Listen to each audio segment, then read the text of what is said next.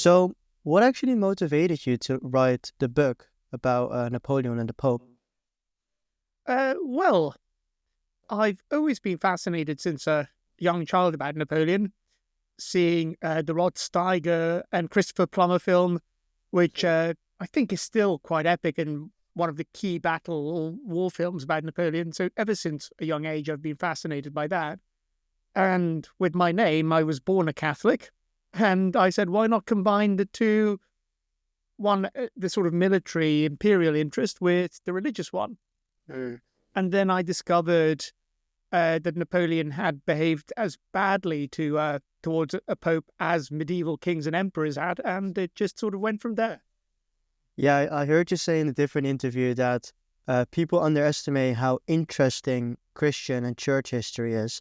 Like, you all think it's like quite boring. I heard you say that in a different interview, and I definitely agree with you about that. Yeah, people always think it's about theology or how many angels dance on a point of a needle or whatever, but it's actually about politics and power, and that's Mm. always interesting. Yeah, for sure. And that's what I really want to get into in this conversation is how were both of them like playing this power game? Because there was a lot of manipulating and negotiating happening with those two key figures in history. So before we get into the spicy part, the kidnapping of a pope, I first want to like step back a little and go to the French Revolution. Could you describe to me um, what was happening to Christianity in that moment of time? Well, basically, before the French Revolution breaks out in 1789, you have an equal partnership between church and state known as throne and altar. You didn't really have a choice as a subject of the King of France. You had to be Catholic.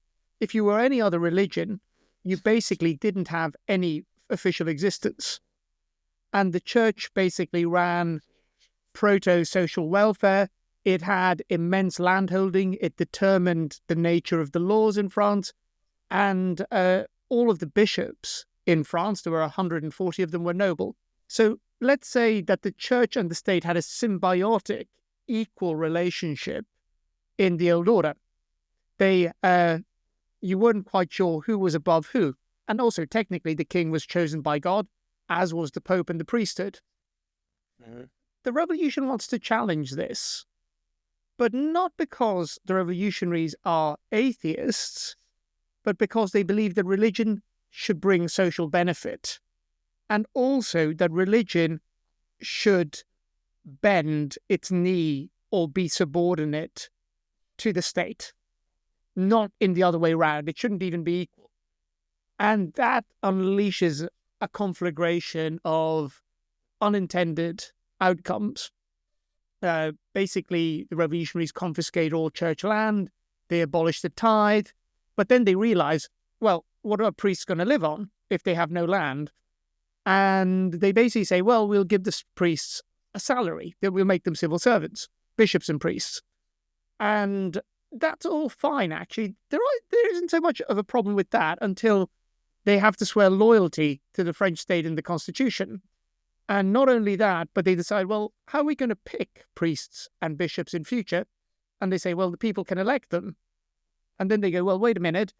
Couldn't some Protestants and some Jews elect Catholic bishops and priests? And then all hell breaks loose, because they also forget that the Catholic Church isn't just loyal to the French monarchy and the French state. There's also somebody beyond the Alps called the Pope, and he has a lot to say about all of the changes happening in France. So in a nutshell, the French revolutionaries hadn't really took the Pope and the offense that it would cause them to reorganize the church in this way. Because what was the reaction of the of Rome and the Pope during that time period? Well, bishops are made by God, not French politicians, I think was their key thing. And of course, who represents God? Well, the Pope is called the Vicar of Christ, a representative on earth. And the French revolutionaries thought they were being quite polite, that in future they would send the Pope a notification, a little note saying, by the way, we've appointed these bishops, hope it's okay. And the Pope said, wait a minute, these people need theology degrees, they need to be selected by us. And also, you can't just change the entire ecclesiastical map. And perhaps because up to 20 to 25% of land in France was owned by the church in one shape or form, the Pope said, you can't also just confiscate land like this. This was given by pious Catholics to us for the good of people's souls and society. So there is actually a lot at stake here. And also, before the French Revolution, priests had their own courts. So they weren't tried by normal justice. So again, that priests just become ordinary citizens and tried by anyone infuriates them. Yeah, but like on a different perspective than if you like look from the perspective of like the French peasants, doesn't that seem like a little odd too, like them having their own court system? Oh, I'm sure that people thought it was odd, but then again, if you're a very devout Catholic, if you believe in the supernatural and you believe in Christianity, priests are seen like superhuman beings, because I imagine that it must be a hard life if you're a genuinely committed priest. You know, lots of them take vows of poverty, not all, but many. Lots of them take vows of all priests take vows of celibacy, which must be trying if you're a genuinely committed priest. I mean, I remember when I was growing up in Ireland, I used to go, wow, these people really are committed to this idea. So maybe the peasantry sort of said, wow, these are really good and special people. And also good priests would have helped them out in times of hardship. They would have been community leaders. So they might have also thought that it was important to have good priests ratified by Rome.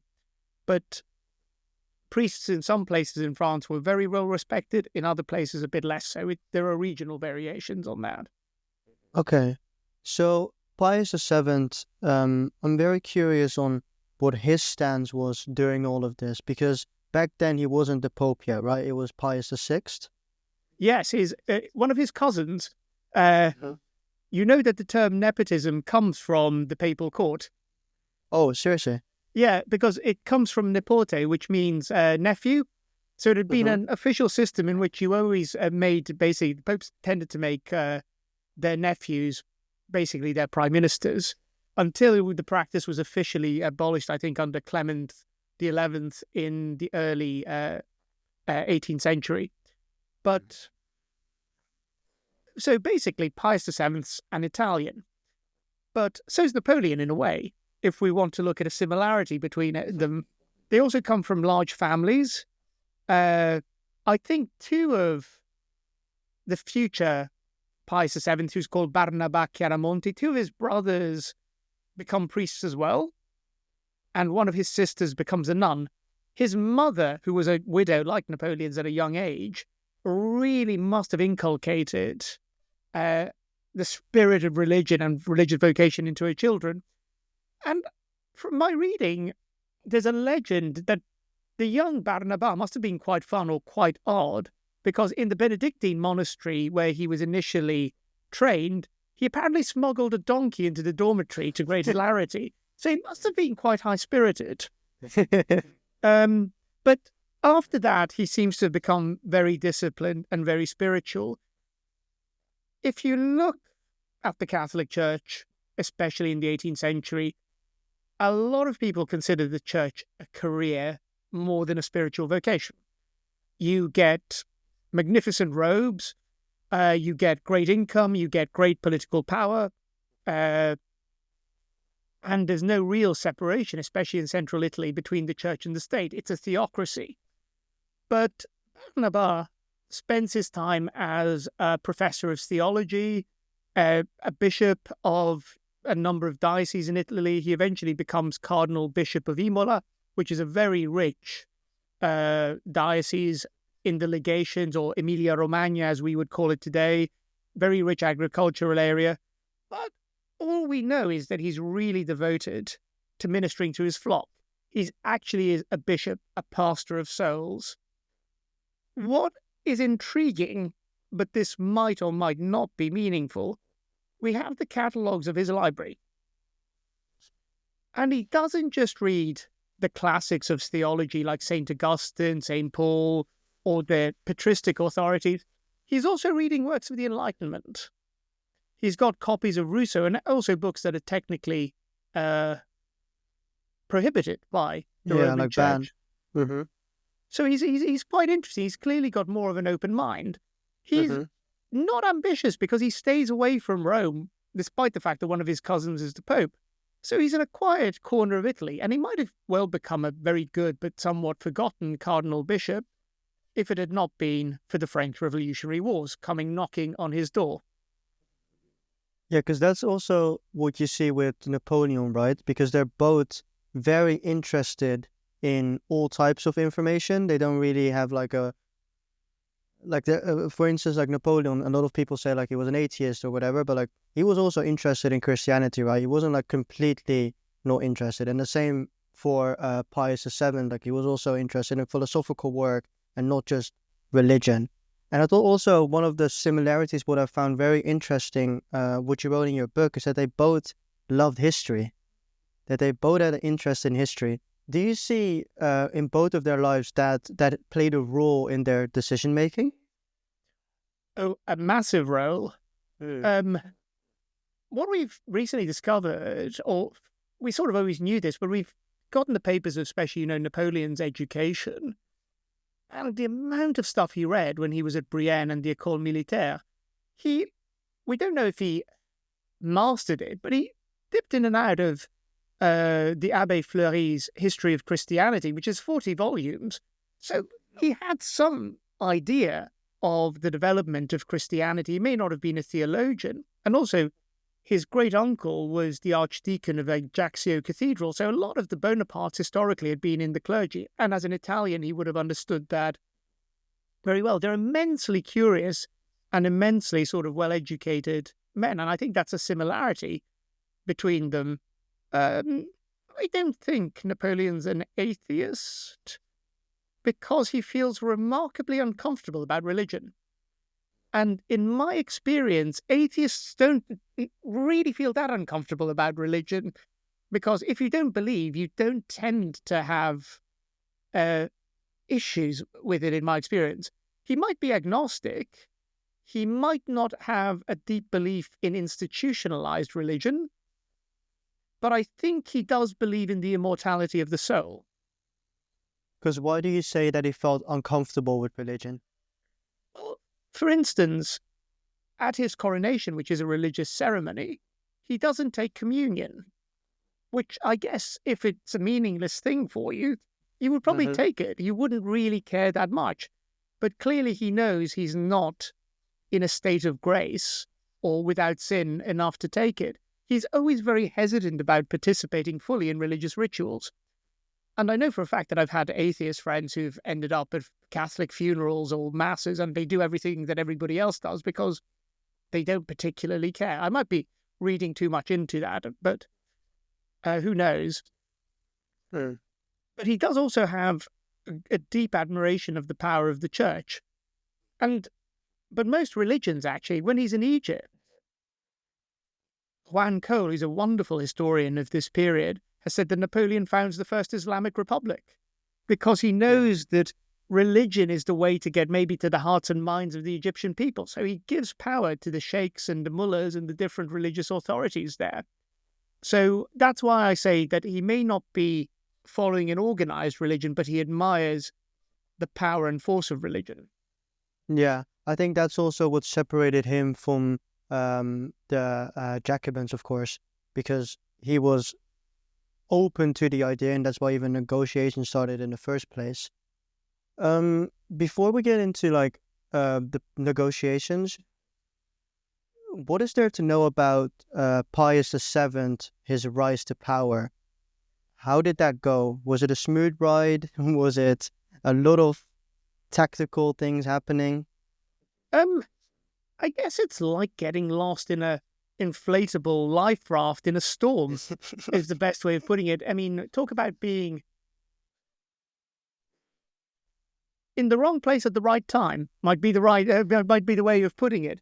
His diocese is actually in a part of Italy that is annexed to initially what's called the Cispadane Republic, but then the Cisalpine Republic, which is a satellite state created by the French to export the revolution. It's part of Napoleon's conquests. And he's a very interesting person at this stage, because most bishops are appalled or incensed at the arrival of godless French Democrats. But he, on Christmas 1797, preaches a sermon which is reprinted. And I think it's original. There's one historian who thinks it might not actually be his, but I don't agree with that. He basically says that Christianity and democracy are not mutually exclusive, that they might actually work well together. For the rest of the church, it took till 1944 to come to this consensus. I was about to say, he was really early then. Incredibly early. It was only Pius XII, when Hitler was being defeated, that suddenly said, yeah, democracy is the way to go. But, you know, by 1944, the writing was really on the wall there. So he wasn't really being that adventurous. Whereas I think Chiaramonti is being incredibly interesting there. Now, when Napoleon's in Egypt, the French decide to depose the Pope, which is his cousin, and to even go as far as invading Naples. They're trying to conquer all of Italy. All of the cardinals are kicked out of Rome, and Pius VI dies as a French prisoner. His death certificate says, Citizen Jean-Ange Braschi, exercising the profession of a pontiff, which I love. It's so pithy, and it's such a weirdly unvarnished description of a dead pope. But because you've had all of these invasions of the French from the north, and then the Austrians and the Russians invading, let's say, from the east, Italy's got a lot of moving, toing and froing between invading forces. So Rome is not safe. So all of the cardinals have to find a place where to meet and elect the next pope. And they decide to do this in Venice. Okay. Venice at the time is part of the Austrian monarchy. And therefore, the cardinals are technically under the protection of the Austrian emperor. Have you seen the film Conclave? No, I haven't actually, but I'm probably going to write it down now because I've got a feeling you're going to say good things about it. Oh, I loved it. I thought the ending was a bit of a shame. It spoils it, but I won't ruin it for you and your listeners. I think it's up to get a lot of Oscars this year. Oh, wow. Oh, it's a new movie. It's a new movie, yeah. It's a really good new movie with Ralph Fiennes playing the Cardinal Deacon, the organizer of the conclave. So the reason I bring it up is just because it gives a really good sense of the negotiations that occur in electing a pope, because popes are chosen by the Holy Spirit, but there are a number of chaps in red robes who actually vote for him, apparently inspired by the Holy Spirit. Now, modern conclaves, I don't know if you've lived or read about any, they tend to last 3 to 5 days. In one case, for Pius XII, they even lasted 1 day. In the 18th century, on average, they lasted 2 months. Well, and that's 2 months of debating who the next pope is going to be. Yeah, because also at this time, the King of France, the King of Spain, the Austrian Emperor, and the King of Portugal also claimed this, but nobody was quite sure whether he did or not, could veto a number of candidates. And that, so, because you just mentioned the King of France, so they still saw him as the official head, right? Even though he was deposed. Yeah, this was where it gets really confusing, because even the cardinals weren't sure about this. The King of France is deposed, therefore can he actually veto the election if he's not here? And they decided probably not. And also, the future Louis XVIII, who would replace Napoleon, wasn't quite sure who to veto at this stage. He was in the middle of Russia in exile at this particular stage. But what's wonderful about this is that there are two favourites at the start who keep getting the biggest number of votes. One is chosen by the family of the dead Pope. He's called Cardinal Bellisomi. And another one is actually the Austrian Emperor's choice. He's called Mattei. And the Austrian Emperor likes him because he thinks he will cede land to the Austrian Empire if they win the wars against France. And the problem is, there are about 40 cardinals, And these guys keep getting more or less an equal number of votes. Now, unlike modern democracy, for a pope, you need 2/3 of the votes, which I think is fair enough. It's an important decision. So after about 6 weeks of deadlock, they say, can we find a compromise candidate? And the first compromise candidate they find is unfeasible because he's deaf and blind, which probably means he wouldn't have been a great pope. Especially not in those hectic moments in history. Yeah, I think they were buying time with that particular choice. Okay. And then they said, what about Chiaramonti? This guy who preached that odd sermon. And basically, they went and sort of chatted with Chiaramonti in private. We've got lots of memoirs and correspondence relating to this conclave. And basically, Chiaramonti says that he will protect the church. He won't cede land to Austria. And also that he will keep an open mind towards France. So in March 1800, he emerges as Pope Pius VII. As a surprise, he wasn't considered a top runner. If he was a horse, you wouldn't have bet on him, if I can put it like that.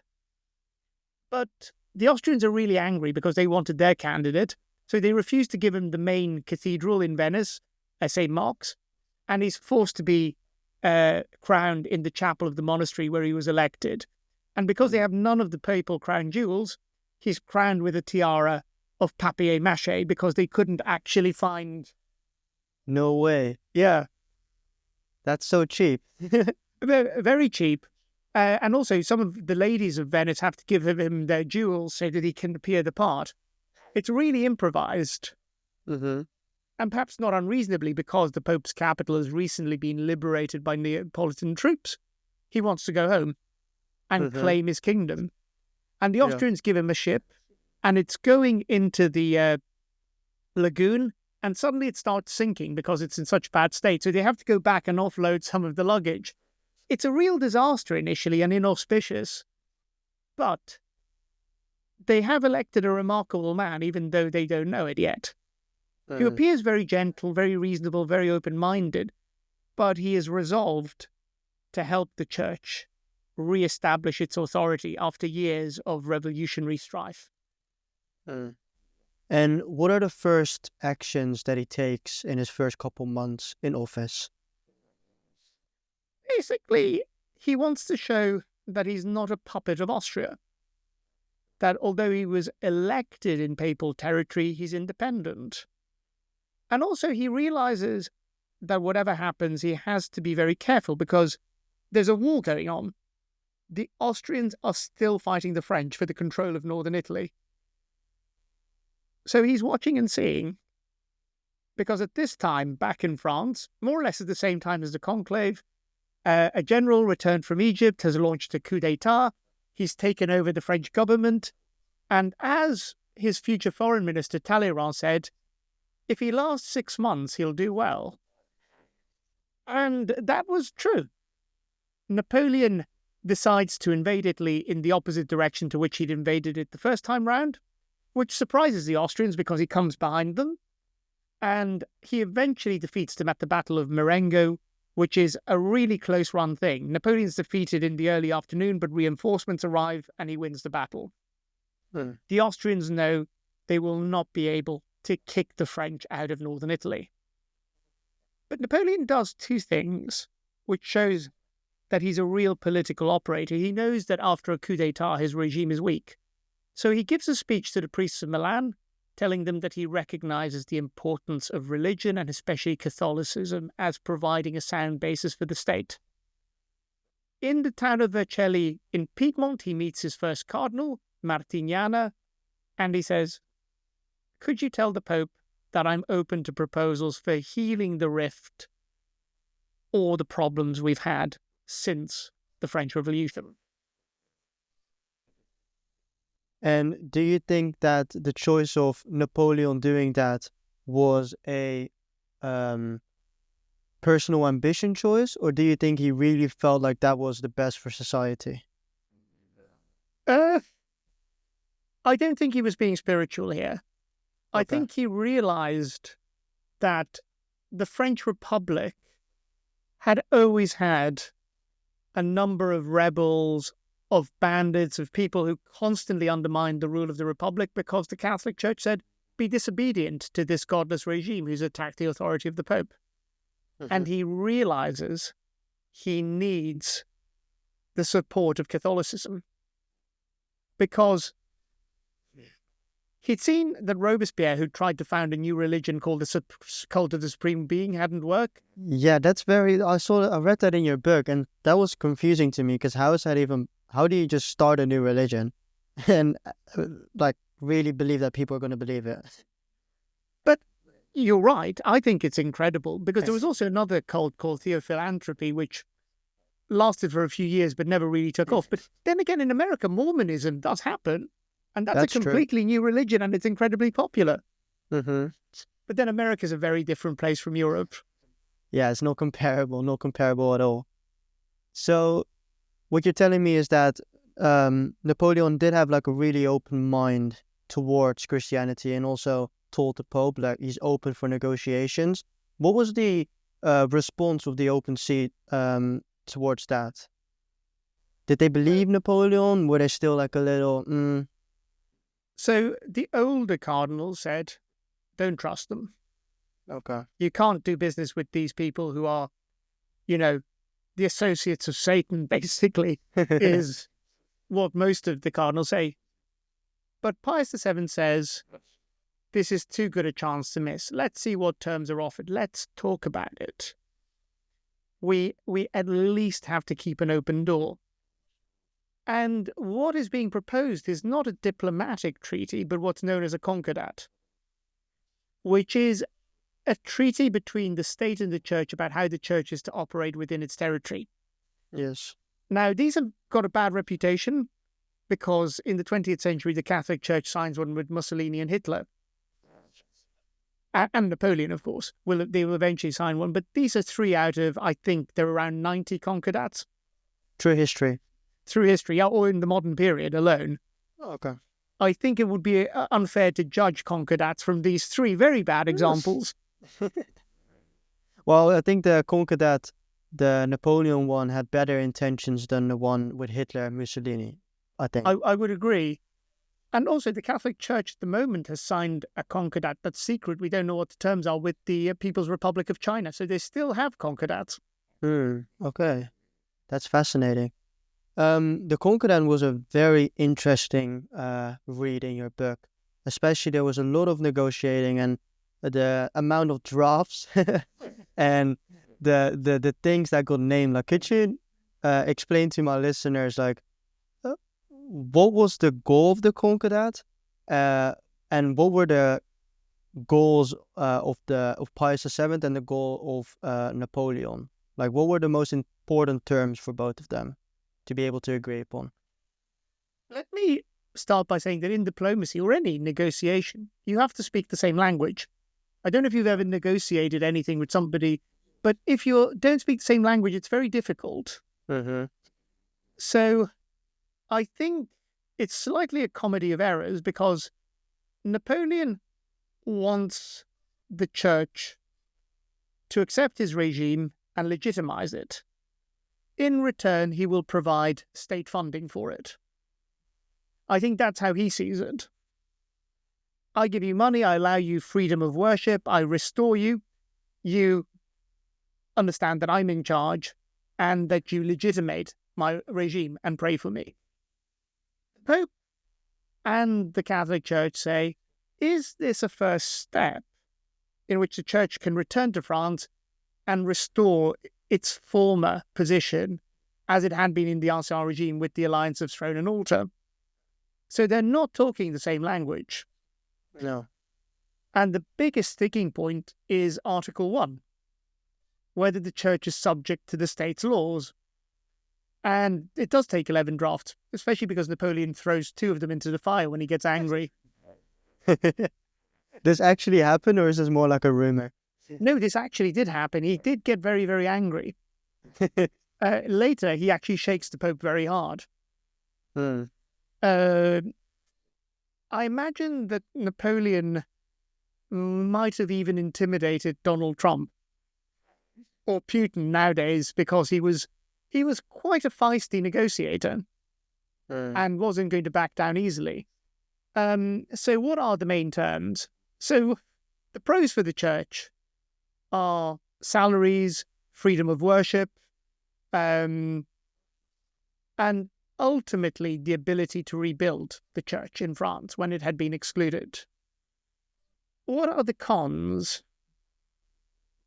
State supervision. That's the thing they really don't want. And Incidentally, what do you mean exactly with state supervision? basically that the church will have to ask for permission if it does anything outside of churches, processions, public events. If it publishes anything, they will be subject to state supervision. Okay. Also, the church will be subject to the laws of the state. And it cannot object to the laws of the state. Which means also regular taxes, I can imagine. The church is actually exempt from taxes Oh, for okay. some of its stuff. But what it doesn't like, for instance, is it cannot object or cause problems if people choose to divorce. If there's anything that goes against the morality of the church is not technically allowed to have a say or to oppose them within the French state. The other thing they don't like is that in order for the concordat to happen, all bishops, and there are still quite a number of them alive, about 100, have to resign. Now, in the history of the church, bishops have been deposed for bad behavior. There had been a lot of naughty bishops in history, as you can imagine, so it was quite standard that the Pope would get rid of a naughty bishop. But actually, recently, Pope Francis has gotten rid of a naughty bishop in Texas, and that's caused all manner of mayhem. He was a COVID denier. Oh, the bishop. Yeah, he was. Yeah. So I think Francis rather wisely thought, let's send him to retirement, and this bishop was very, very angry. But the only fault that the French bishops had was loyalty to the papacy. That was their only crime. So what to do here? And this is where I think what you were saying earlier, which is very insightful, that these people had a really good knowledge of history. They find a 4th century precedent in which 500 bishops in Algeria resigned for the good of the church over a previous split. So they say, couldn't we use this precedent? There's a lot of umming and ahhing, but they decide that they will do that. Eventually, that's something that leaves a sour taste in the church's mouth, but they do that. The other thing which the church doesn't like doing, but it accepts, is that anybody who's bought church land that was confiscated will not be inconvenienced. The church will not condemn them to hell. They will be left alone. So ultimately, the church gets money, public worship. Napoleon gets almost a sense that everybody will be forgiven for what they did during the revolution and that his regime will be accepted. Bishops have to swear loyalty to the government. They have to pray for the consul as well as part of the concordat, or, well, the republic at this stage. Okay. So it's a complicated agreement, but one which technically is mutually beneficial. And what was one of the terms that was the most difficult for them to negotiate on? Oh, that the church would be subject to the laws of the French state. Okay, and They what was wanted- eventually the Sorry. so what was eventually the solution to that? They added the words for public tranquility, which the church thought implied that when the disruption of the revolution would go away, that they would be allowed to be exempt from police regulations, whereas Napoleon thought that was an acceptance on the part of the church that they would accept the laws of the state. Because within a few weeks of the ratification, a few months, I should say, rather, of the Concordat, Napoleon slaps on 70 additional articles called the Organic Articles, which he does unilaterally, about how the church will be policed under the laws of the French state. And the church never had agreed to that. Okay, so he added 70 extra, but it was already signed, so it was already a done deal. main articles were already a done deal. And then afterwards, a few months afterwards, he just adds unilaterally 70 extra ones, which the church says, wait a minute, we didn't agree these. And what happened then? They just had to accept it, or? They grudgingly accepted it, but they kept complaining about it. Okay.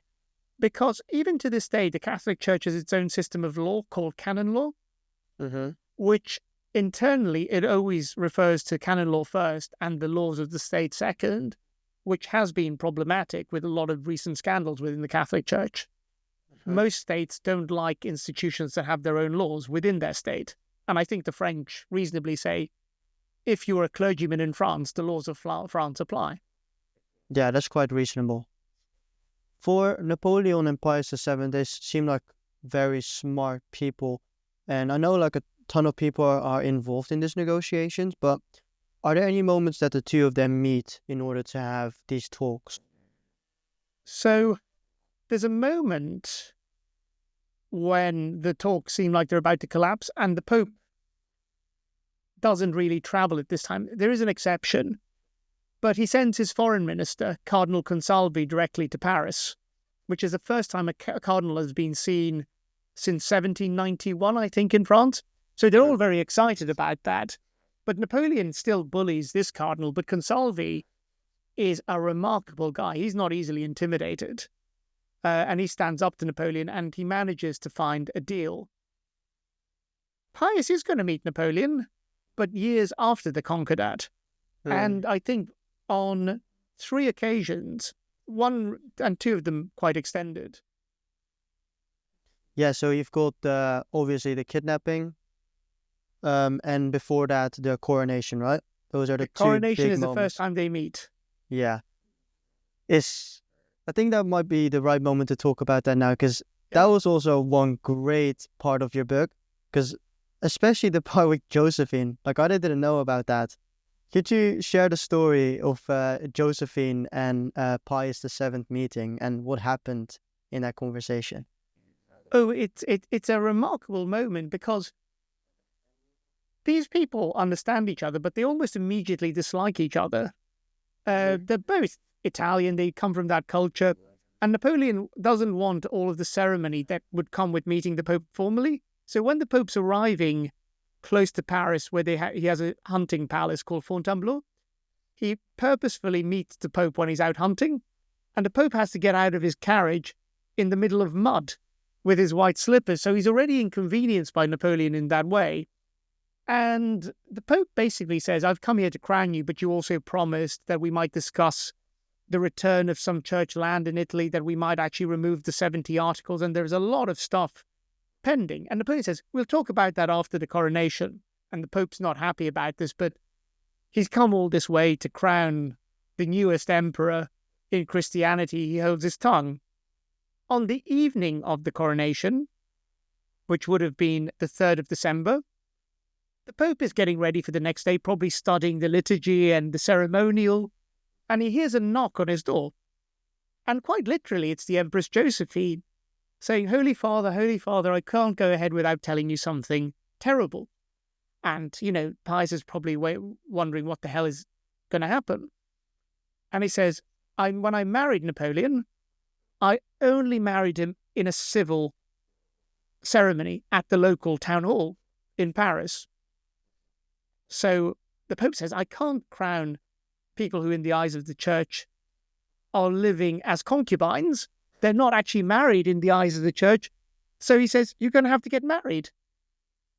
And Napoleon's furious. He says, I am married in the eyes of the law or whatever. But he says, well, I'm not crowning you tomorrow unless you get married. Now, generally in Catholicism, you need several weeks to publish the announcement of the marriage, to get witnesses. The Pope signs a dispensation, but the parish priest of the Tuileries in central Paris has to come with the parish registers in the middle of the night. And even to this day, Napoleon's Marshal Bertrand and Talleyrand signed as witnesses, but we're not sure if they're there. If Napoleon is there or if Talleyrand is there? Oh, Talleyrand and Marshal Bertrand. We're not sure whether there were actually any witnesses. And Napoleon was furious with Josephine because you can divorce civilly, but in Catholicism, there's no divorce. So Napoleon, that was also a tactical thing for Josephine then. Oh, she was a clever woman in that. She realized that this gave her more stability as empress. And Hmm. Napoleon also realized, because he knew enough about canon law, that this meant he couldn't get off the hook easily should he need to. Uh, but he realized that it would be a bit embarrassing if he wasn't crowned the next day, so he went through with it. Yeah, especially the amount of preparation for the in court. Yeah, there's no way he would have just let that slide. And the negotiations between Pius VII and Napoleon, did they eventually do that afterwards? Because I can imagine there must have been some negotiations before the coronation too, as Napoleon didn't let Pius crown him. He crowned himself. I'm not sure. Was that like all planned out? What did Yeah, that that, look that like? was planned out Okay. because the most important part of a coronation, I don't know if you saw the coronation of Charles III, Yes, I did actually. Yeah. because it's, the point where he was hidden behind the screens where he's anointed with oil. That Mm-hmm. actually is what the Pope did to Napoleon, Okay. because that is the act of God selecting and conferring his authority symbolically on the monarch. That's the Mm-hmm. most Christian and the most sacred moment. So the Pope did that to Napoleon. But the crowning, Napoleon had decided in advance that he would crown himself. The crowning was more of a civil moment. And I can imagine his motive must have been to not let the French people think that he's like the next Bourbon king, maybe. I can imagine like he doesn't want them to seem alike. Yeah, and that's why he was insistent that the liturgy, the ceremony was very different, Mm-hmm. because the Bourbon kings were crowned in Reims in eastern France. He was crowned in Notre Dame, where Mm. ironically, the last king to be crowned there, I think, was Henry VI, who was an English king claiming uh, the French crown. So it's a bizarre precedent there.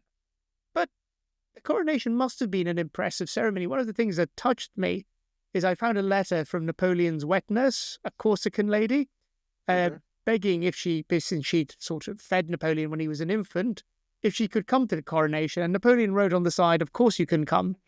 Aw, that's kind of him. Yeah, it's quite sweet in a way. It shows he wasn't a bad man. He still remembered where he came from. Mm-hmm. And what was the experience like for Pius VII, the coronation? He found that what reassured him was the huge crowds throughout France came to celebrate him, that the local clergy, the people of France, that there was a sense that there was the potential for a rebirth of Catholicism here. So he was quite impressed by that. Mm-hmm. In fact, Napoleon got quite jealous because Pius would go on the balcony of the main palace in Paris, the Tuileries, and the crowds would cheer him. And Napoleon said, "Oh God, I don't want to be overshadowed by the Pope." So he would purposefully come out onto the balcony so that the Pope didn't get all the cheers. Um, what Pius found very disappointing was that the concessions he wanted, land, the organic articles, all of these sorts of things to be considered. He had meetings with ministers, but he was basically given a polite no. Mm. He was also told that financially he would get wonderful gifts and wonderful things that would excite him, but when he opened the gifts, he discovered that they were jewels and tiaras and things that the French had actually stolen from Rome when they'd invaded previous years. So they were only giving him back what was technically his in the first place. I mean, it's kind of still a gift. Yeah, I guess so. I mean, no, I wouldn't be too harsh on that, but he really could see that Napoleon and he weren't talking the same language, because he was talking about spirituality and restoring the church in France, whereas Napoleon was more of a bottom line man, uh, and basically also trying to say at all costs, "I am Charlemagne and you are the Bishop of Rome," which the Pope Mm. didn't quite like for understandable reasons. Yeah, because that's also interesting. Because we were just talking about history and like studying the history. Could you say that Napoleon was inspired by Charlemagne? Um, yeah, just inspired by Charlemagne because it seems all very alike. Oh, definitely. Charlemagne is not a Bourbon king, which is good. Comes from Mm-hmm. a different dynasty, the Carolingians. And also, the France of Charlemagne is enormous. Mm. And he shows in that he aspires to a much larger territory in Europe than the Bourbon kings ever historically aspired to. Now, Napoleon's imagery is very confused with the coronation because elements are from Charlemagne, elements are from the Holy Roman Empire, and other elements are actually from the ancient Roman Empire. So he's a bit of an acrobat when it comes to symbols. He's trying to juggle a lot of things and use a lot of history to legitimize him. I think what Napoleon knows is that he has no real traditional legitimacy, and he's desperately trying to appeal to all of this mess of history in order to give him some sort of sense. Yeah, because that's the thing with dynasties. They all have their family tree to use to legitimize themselves, but he didn't. He created a new dynasty. But if you really think about it, all dynasties start that way. Eventually, if you go back long enough, eventually you'll end up with a peasant. Oh, definitely. Or people who stole cattle or something like that. With a lot of nobility. But my favorite moment is before the coronation, his sisters and brothers are fighting about what they're going to get and what they're entitled to. And Napoleon just suddenly shouts at them and says, "Oh, is it because our father the king promised you this?" He did have a sense of humor. He wasn't bad, actually. I think he would have been quite good company in a way that other dictators would not have been. Yeah. I don't think it's necessary. I mean, you could call him a dictator for sure, but I think a lot of people compare him too easily to someone like Mussolini or Hitler or whatever. I think that's a big mistake. Mm-hmm. And at the end of the day, his empire with the rule of law and individual liberties compares much better, I would say, to absolutist monarchies in a lot of Europe at the time. Mm-hmm. In the United Kingdom, it was technically a parliamentary constitutional monarchy, but the amount of offences that carried the death penalty in comparison to France, they used to call it the bloody code. You could end up being either killed or transported to Australia for stealing a loaf of bread in Britain. No way. Yeah. And this was during the time period of Napoleon too? Yeah. And that, wow. I mean, in Napoleon, don't get me wrong, you'd probably end up with harsh imprisonment, but it wasn't this bad. Yeah, he did kind of keep the spirit of the Republic in there. It's just a bit of imperial glory over it, you could say. But it's interesting, he is crowned the Emperor of the Republic. Yes, because that reminded me of Augustus. He's very modelling himself on Augustus there. It's also episode 3 of Star Wars.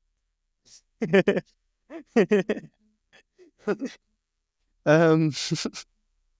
didn't think you'd say that.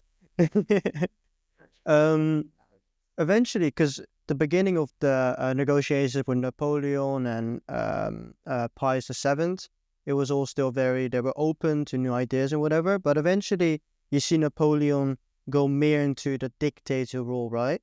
And more ordering Pius VII. Could you describe to me what it looked like, the relationship between them two, the last years of Napoleon's reign? The coronation is the end of the honeymoon period where they're willing to give each other the benefit of the doubt. At the end of the day, there is Napoleon, the head of state, the man of government, the man of the laws, but at the end of the day, he is a military man. He is a general. And once the War of the Third Coalition opens up in 1805, Napoleon until 1810 fights a series of campaigns which gives him the hegemony of Western Europe, excluding, I guess, Britain and Russia in this and giving him unprecedented power. This means that Napoleon, because of his success, is less open to heeding advice or negotiation than he had been. And ultimately, he decides unilaterally that the Concordat can serve as a template or a model for church and state relations in Germany, Italy, Spain, or wherever he's got hegemony. And the Pope goes, wait a minute, we didn't agree this. We need more negotiations. And Napoleon says, no, I'm Charlemagne, you're the Bishop of Rome, you're supposed to do my bidding. But the breakdown really occurs with the continental system, in which Britain was supposed to be excluded.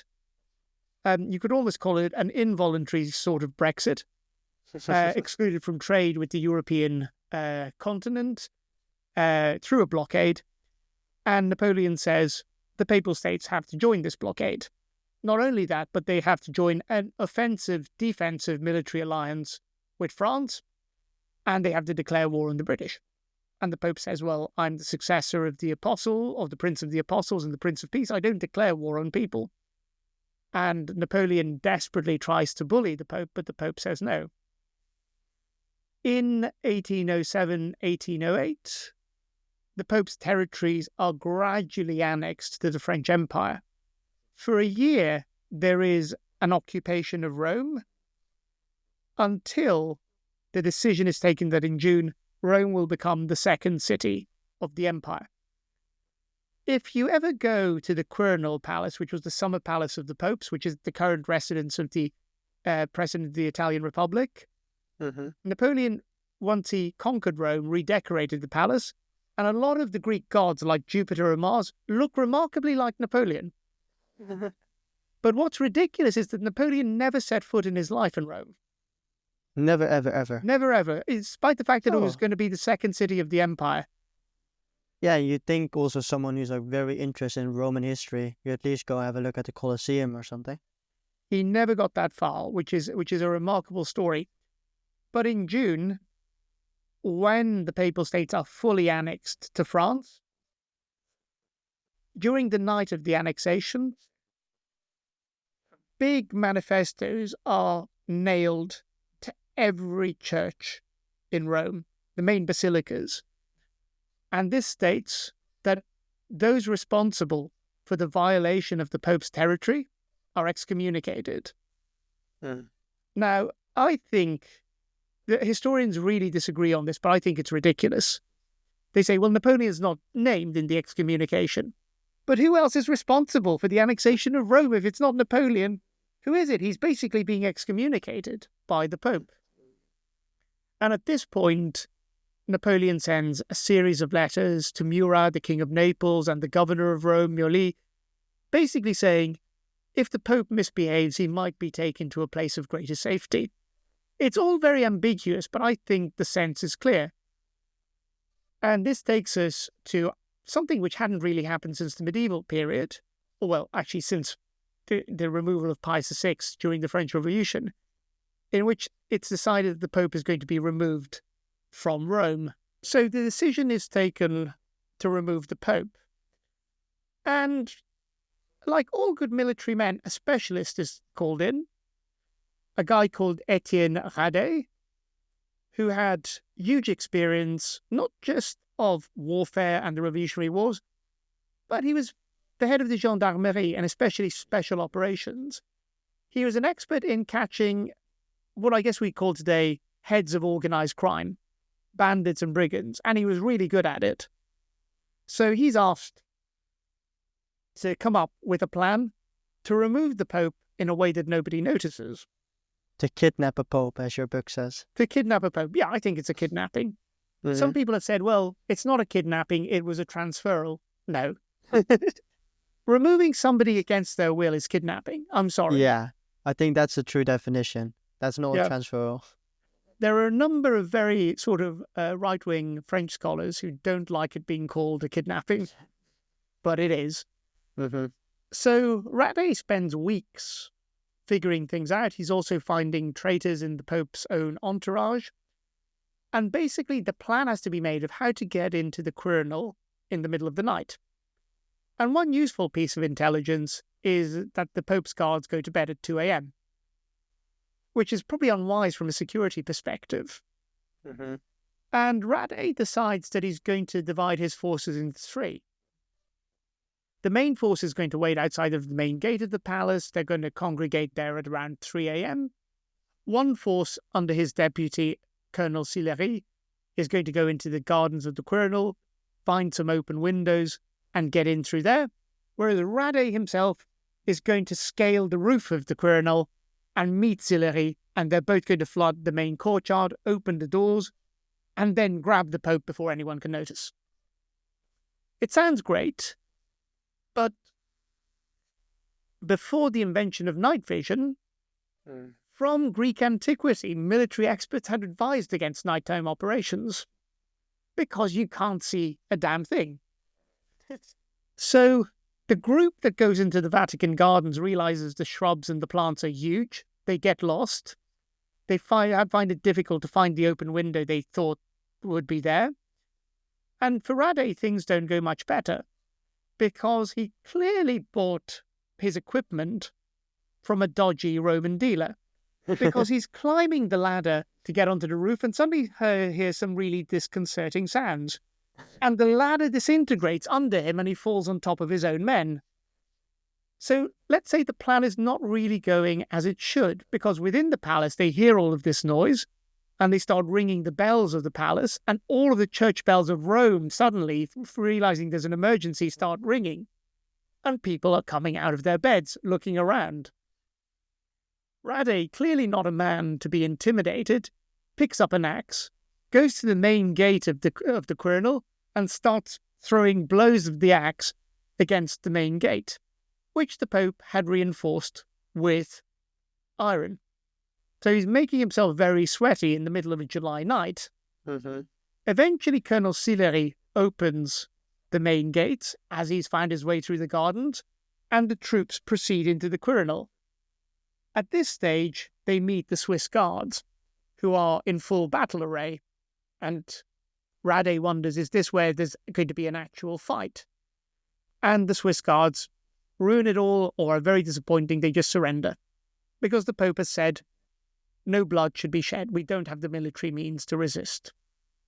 Actually, Pius XII had given the same order in case Hitler had tried to kidnap him. I've recently discovered this through some new research. Oh, wow. So suddenly, Rade enters the throne room, which is in darkness, but he sees a side corridor with a light. And one of the papal ushers asks him why he's here. Not an unreasonable question, given that it's 2:30 in the morning. It's a fair question to ask. And he says he would like to see the Pope. And he enters the Pope's study, and not only does he find the Pope sitting at his desk, but two cardinals on either side. And again, the Pope asks the very reasonable question, why do you trouble my sleep? It's almost like a scene out of Dracula or something. Yeah, Game of Thrones. Yeah.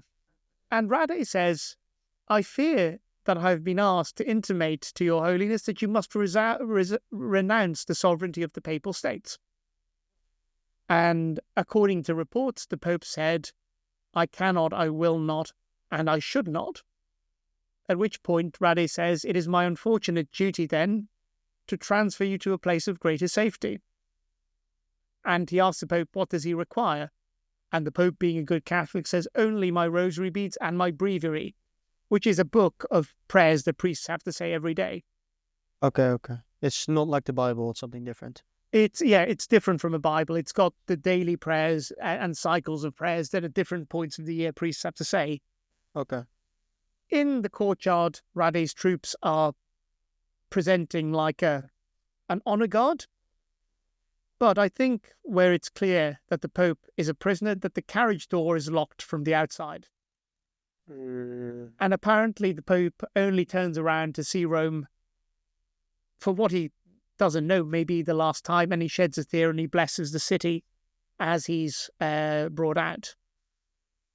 The Pope has a very difficult journey. He's first taken to Florence, where Napoleon's sister says, oh dear, we don't want him here. It'll only cause trouble. He's then taken to Turin, and Napoleon's brother-in-law, Prince Borghese, says, oh God, we don't want him here. And he eventually ends up in Grenoble. Where's that? It is in the south of France, in Dauphiné, sort of above Provence, just at the foot of the Alps. Mm-hmm. At this point, Napoleon, who's been fighting the Austrians, discovers that the Pope has been removed and is in France. And he writes to the Minister of Police, and you've got to love Napoleon for believing his own lies. He says, who ordered the Pope's arrest? That really wasn't necessary. But he actually concludes the letter, well, what's done is done. He actually does say this verbatim. Why do you think he's still playing it like that? Why didn't he just admit it in the letter? Because he realized that the part of Europe he contained must have been at least 70% Catholic. that this was going to cause trouble, Yeah. that he may have bitten off more than he can chew. Because, wasn't it Stalin who, according to legend, said how many divisions the Pope has? I don't know, but I do know that what you said in your book, that Napoleon said, like, act as if the Pope has 200,000 soldiers. Exactly. Napoleon should have stayed with that advice, because there are a lot of Catholics out there. So Napoleon orders that the Pope be taken to Savona, which is to the west of Genoa, a quiet commercial port city that was beyond its glory days, and that the Pope should be kept in the bishop's palace there until the Pope was willing to be more reasonable. So that is the story of the kidnapping. And so I guess maybe to make a long story short, what happens while the Pope is Napoleon's guest from 1809 till 1814? It's a long time. Yeah. To be a prisoner. Napoleon basically wants the Pope to abdicate his territorial sovereignty over central Italy, but also to accept Napoleon's untrammeled power to appoint bishops. And the Pope refuses to play ball on both scores. He won't confirm Napoleon's appointees. Not only that, but he's able to smuggle out of Savona, through little scraps of paper, his excommunication of Napoleon and his condemnation of Napoleon's candidates to become bishops. And this leads to a lot of frustration between him and Napoleon. Napoleon even tries to convene a church council to short-circuit the Pope's powers. That doesn't work. And eventually, in 1812, just as Napoleon is invading Russia, the Pope is moved from Savona to Fontainebleau, south of Paris. The Pope, clearly, who's been in basically virtual isolation and has been under a lot of stress, is not well. And as he's crossing the Alps at the monastery of Montcheny, the soldiers guarding him are worried he might die. And I've always wondered, I mean, one shouldn't really do this as a historian, but imagine the Pope had died in Napoleon's custody. Well, how different would the history of the Catholic Church have been?